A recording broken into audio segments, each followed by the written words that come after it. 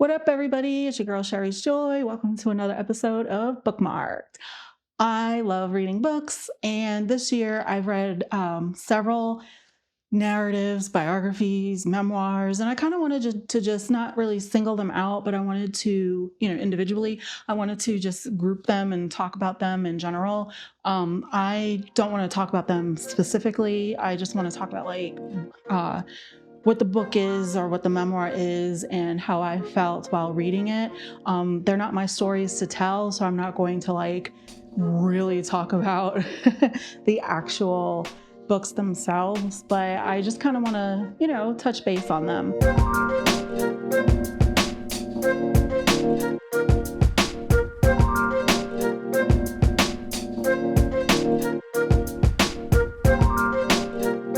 So this is actually in no particular order of how I'm going to do this. The first book that I have on my list is Whiskey Tender by Deborah Jackson Taffa. This book came out in 2024, just last year. And Miss Taffa is she was born on a reservation and she didn't stay on the reservation. Her grandparents were citizens of the Quechan Nation and part of the Laguna Pueblo tribe. Forgive me if I mispronounce any of these specific words. It's a coming of age story. And how I came across this is at work we do, we have a book club and we do book read study and group talks and things like that. And Miss Taffa was actually a guest speaker after we finished this book. And she's such a lovely person, great personality, just a wonderful speaker. And it was such a joy hearing her speak and just, meeting her in person and just, hearing her thoughts and how she came across or how she made the book and why and things like that. So Whiskey Tender, it writes her story, her memoir it's from the 1970s to 1980s. And she talks about her struggles and her triumphs, family tragedies and just other things in this book. And there were so many heartfelt moments. There were times when I was angry. There were times when some things were almost relatable because there's so much racism that are discussed, and a lot of the things, government related, just ridiculousness, and like I said, racism and prejudice and things that happen to her in school, and how she overcomes these things and just the tragedies in her family. And I think that she came out, in my opinion, she came out as a strong, beautiful woman. And it was a joy reading this book. And like I said, being able to hear her speak in person. And again, the title of the book is Whiskey Tender by Deborah Jackson Taffa, came out last year, 2024.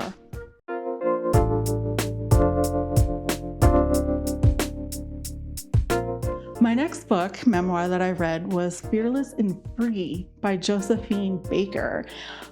This was originally published in 1949, and Miss Josephine Baker, her lifespan is from 1906 to 1975. She was 68 years old and she died of a stroke. I came across this book. I didn't set out to read this memoir, actually. I came across it one day at the library and I was like, this, I bet you would be an extremely interesting read. I don't know too much about Miss Baker. I know that she, lived in Paris and she was a spy and, the whole French thing, and she was a dancer, but I didn't really know much. So I did learn quite a few things about her. This memoir, she doesn't really talk about her life much in the United States. She was born in St. Louis, and then at the age of 19, she traveled to Paris, where she started dancing, and that's where she became famous. She talks about all of her wonderful adventures that she went on in the first part of her book, all the countries that she went to and the shows that she put on. She talks about, her banana skirt. That's the most famous, wardrobe, if you will, that she has. We've been to a wax museum, and, it had a statue of wax figure, I guess you could say, of her, and she's in her banana suit, or her banana skirt, which it just looks like a cheerleader skirt or like a tutu, but it's literally made of bananas, and she's like dancing her butt off, and such a great, wonderful, energetic dancer. She's a very beautiful person. And then she talks about this one story where she's like at this outdoor amphitheater, and she just come across racism. It's so interesting, right? So this is the 20s at this part of her life, at this point of her life, it is the 20s. And there is going to be racism. There's racism now, like let's be real. But in the 20s, like she's in these other countries, and she talks about this one specific country where they treated her the worst. And the conductor of the band just was like playing on fire, really. I mean, he was just going like triple speed, and she was like, really? But she kept up with him. She danced her butt off, and she danced so hard that she literally bled from her feet, but she kept on going. The show must go on. She kept on going. And when that conductor was done, she collapsed and, caught her breath then, but that's how strong she was. She was an activist in the 60s, but back up before that, she was in the French army, and she was a spy for them. She was a pilot. She was so many things. And she was an activist in the 1960s. Now, she happens to come back to America at one point of her life. I believe it was the 40s. And the hotels were all like, no vacancy, no vacancy, no vacancy. And at this point, she was married to a Frenchman named Jean. And, he's like, you have no vacancy for me and my wife? And no, we don't have anything. So eventually they did find somewhere, where she could go, where they could stay. But it's like, you're over in France or in all these other European countries where you're treated like a goddess, like you're worshipped and everything like that. And then you come back to this racist country, and you're treated like shit again. Excuse me. I'm sorry. But that's ridiculous. And this is in the book. It's at the very, very end. It's written by her husband. In 2021, she was inducted into the Pantheon in Paris, which the Pantheon is a wonderful mausoleum where famous French people are. It's the highest honor that you can receive of being buried in this mausoleum, and she was inducted into this mausoleum. Now, her remains are not there. Her remains are in Monaco, where her home was, where she loved, but they have a plaque and like a whole memorial for her in this. And this was in 2021, where this ceremony and this honor took place. Isn't that something? She died in 1975, and in 2021, she was honored. But I'm glad that she was honored. She definitely deserved it.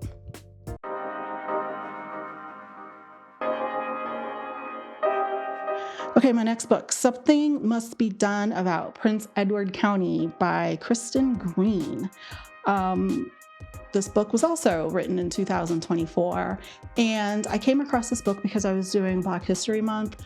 I was doing, different books in Black history, and I came across this and just browsing, and this kind of stood out to me because I'm from Virginia, and I am not familiar with this particular county. I know exactly where it's at after finding it on the map. But it's kind of like, what is this? North, south, east, west of Richmond. And this book talks about segregation. So we kind of start, it's a small town, and segregation was very, very heavy. So we kind of start in the early 1900s, and we talk about how the white schools and black schools were completely different. And like the studies, like Black schools didn't have a good structure of a school building. They didn't have like good books. They got the hand-me-down books, and if they, got them, they were not intact. They were ripped. They were spit on. All this other stuff. So it talks about that all the way through till today. And this particular author, she's from the area. And so she grew up there, and she wasn't there during like segregation, but she definitely sees the racism there. So she talks about that. And then there's so many mentions about the civil rights movement and so many historical figures, you know, during that era and that time frame. And I definitely learned a lot about that book. So it's a really good book. I would highly recommend it.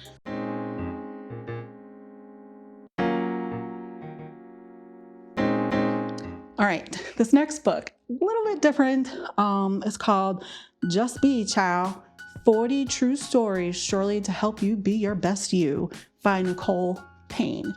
Now this book, my mother-in-law gave me this book. Shout out. This book was written in 2021. She actually fellowships with Miss Payne, and I have met her briefly through passing, and she is fun and very energetic. And she wrote a book, and it's an inspirational book. It's written in like a kind of like a journal entry where it's 40 days of just different stories to kind of help you find, I don't know, insight, I guess you could say. It's inspiring. She talks about some of her entries are like her struggles and life mishaps, and some of her entries are about like her family and enjoying vacation time with her family. And really the book is it's motivational. It's inspirational and motivational. And it's just about how to just let things go, give it to God, and live your life, the best life that you can be. And I enjoyed reading this. I really did. At first I was going to read it like one day at a time, like entry one, day one, but it's not a devotional. So I didn't read it that way. I just kind of read it, and as we go, it really just took me maybe like a week and some change to go to read it. To be fair, I was reading this and 2 other books at the same time because that's kind of what I do. But it was very enjoyable. It was good to get to know, Miss Payne. I don't know her like that. Like I said, I've met her in passing, and my mother-in-law fellowships with her. So it was interesting. It was definitely an interesting read. And if you are looking for something inspiring or to kind of like a guide of how you can be motivated and inspired and things like that, or even if you are trying to like maybe write your own book, something like that, this is definitely a good go-to. You can find this book on Amazon.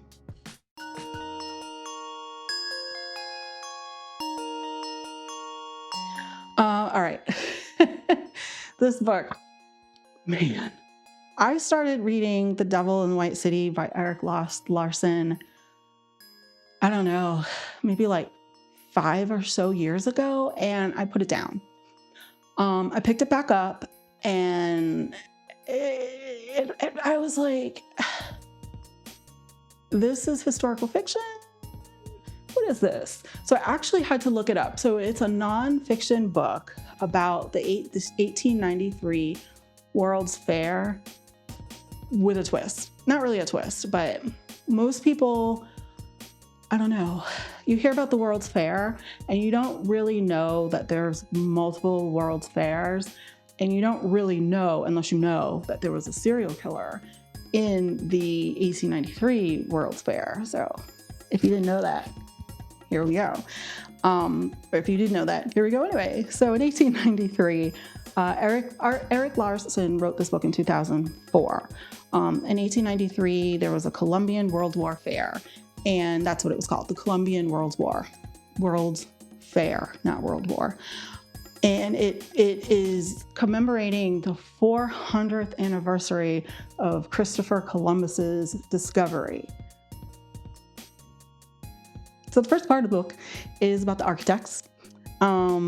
You've got all these famous architects known for all these different structures, right? The pedestal of the Statue of Liberty, the Eiffel Tower, the Brooklyn Bridge, the San Francisco Bridge, I don't know, you name it, the Sears Tower, or, just name it, right? All these famous people, all these famous architects get together to kind of build the World's Fair. How the World's Fair came about in Chicago is there was a vote. So back then in the 1800s, like Chicago was known for like grossness, and Mr. Larson does talk about like how gross the streets were, like one point of the book. I literally was like, oh, because he's so descriptive, narratively descriptive, that I can see it, I can vision it. I saw myself in this narrative, right? I'm like looking around in this like sepia tone or black and white tone pages, and he describes Chicago as just, ugh. So, there were horses, he talks about the horses that pile up dead on the street and the carcasses being rotted, the manure all over the street, and it just like running into like, when it rains and stuff like that, all of that like vermin and just grossness just kind of runs into the Chicago River, and it's there, and all disease and like people dying, and then, like the plague and stuff like that. So he talks about that, and it was just like, whoa. But, so for the fair, they kind of like changed the direction of the river and kind of clean everything up. The fair was actually built in Jackson Park near Hyde Park in Chicago. And, that's the first part. And then within the first part, we learned about H.H. Holmes and how, where he stems from or came from. Like he came over to America, and, he started working in this pharmacy. Actually, he took over this pharmacy. He calls himself a doctor when he wasn't really a doctor. And I learned about like grave diggers, grave robbers. I thought grave robbers were like, you were robbing the grave of like, you're robbing the dead bodies of like their jewels and their clothes. No. You're actually robbing the body, because back then it was hard to come across a cadaver that was not like diseased and rotting on the street. So they're medical, for science and stuff like that. Medical institutes, doctors, they were like paying whoever would bring them like a skeleton or a dead body. Ask no questions. I won't ask any questions, but I will pay you. So if you could do that. So that's kind of like what that was. I learned about that. That was pretty cool. I learned about a lot of things. This was such a cool book. Not gonna lie, it took me a month to read. It's very long. It's over 400 pages, but I really took it in, and I read and then I looked up stuff. I read and then looked up stuff. So I took my time reading this, and it was so educational. I highly, highly recommend it. I'm actually looking forward to reading another book of Mr. Larson's, and I will be attending a lecture of his this coming fall. So look out for that.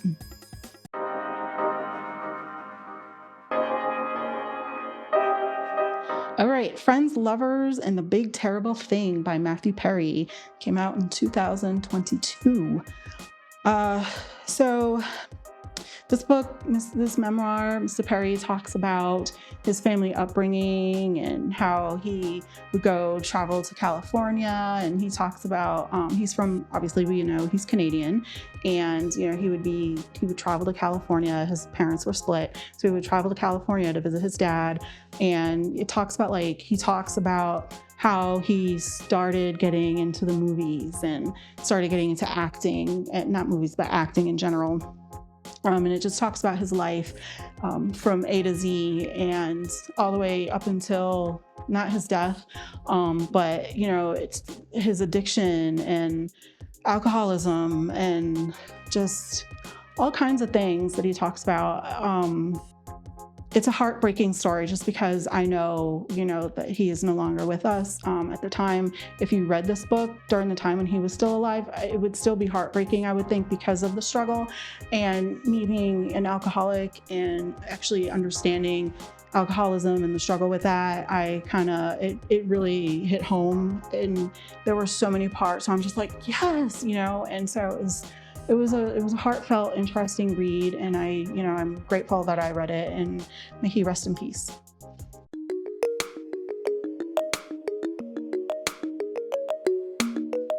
All right, Green Lights by Mr. Matthew Perry. No, Matthew Perry. Matthew McConaughey. I'm sorry. See, and I had this joke. I was going to do the whole all right, but I did it anyway. All right, this came out in 2020. This book was so fun to read. He went on so many adventures. I wanted to read this because I saw an interview that he did on the Today Show. They were showing clips of like different interviews at the beginning of the year that they really enjoyed doing, and they came across this. I was like, Matthew McConaughey wrote a book.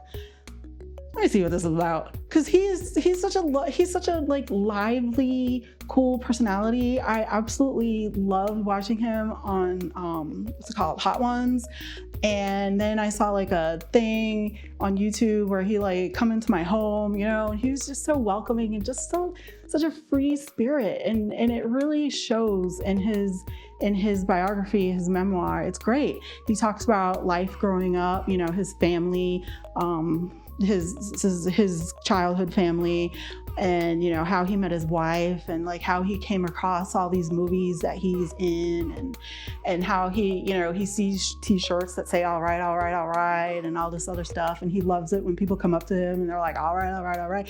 And I thought that all right, all right, all right came from Magic Mike, but no, it started with Dazed and Confused. I've never seen that movie. I think I started to watch it and I was like, no, this isn't for me. So I'm sorry, but I didn't know that it came from that. So it came from that. So he absolutely loves it when people walk up to him and do that. And I love the adventures that he just did in this, that he's been on and that he talks about. Two of the things that come out that stood out to me was he talks about like how he went to Africa and he walked like miles, and he wrestled he wrestled like the African wrestler, like the village warrior, and and he beat him, and so that guy, he walked him to the next village, and it was just such a fun read. And he talks about when he was younger, he built a literal big huge tree house, and I can totally see Matthew McConaughey like doing that. I mean, it's great. He's such a great actor, a lively person, and he's for the people, and I absolutely adore it.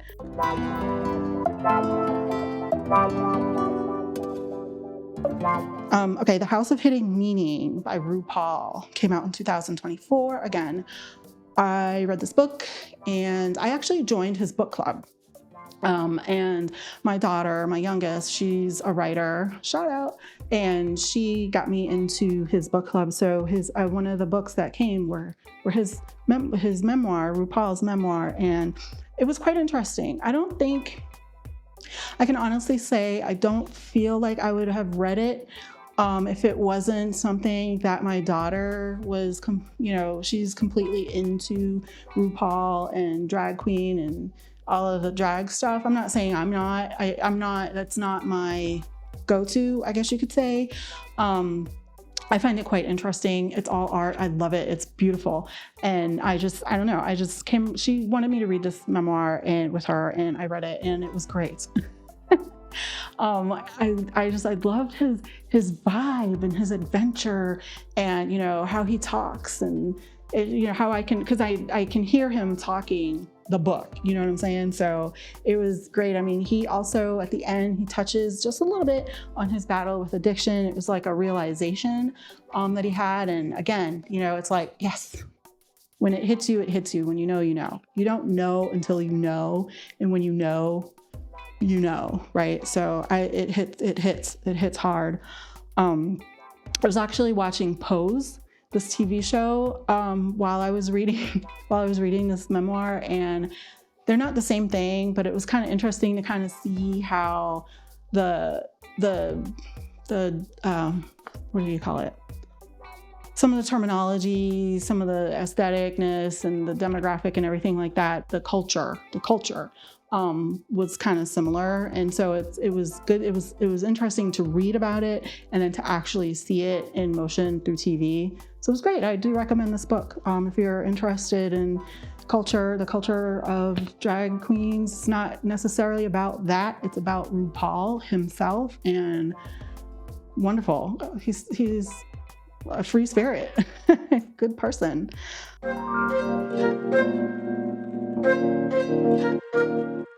And that's it. That's all I have for this year for the memoirs and narratives that I've read. So I'm Sherry's Joy. You can find me on Blue Sky as Sherry's Joy. You can find me on Instagram as bookmarkedSJ.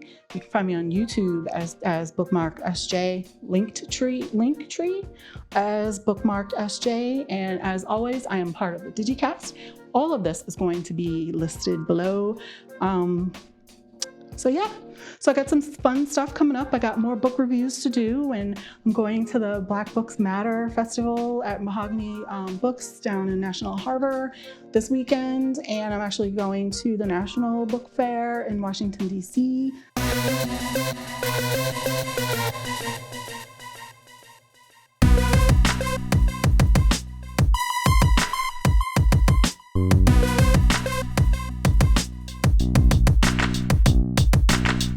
Very excited about that. The DigiKast, we have some cool things happening as well. We are going to go check out the Scout Cafe in Delaware. We are also, where are we going? Oh, we're going to a chocolate and coffee festival up in Pennsylvania, our wonderful home. And we went to a gaming event. So hear more all about that on the DigiKast channel. Until then, love the world.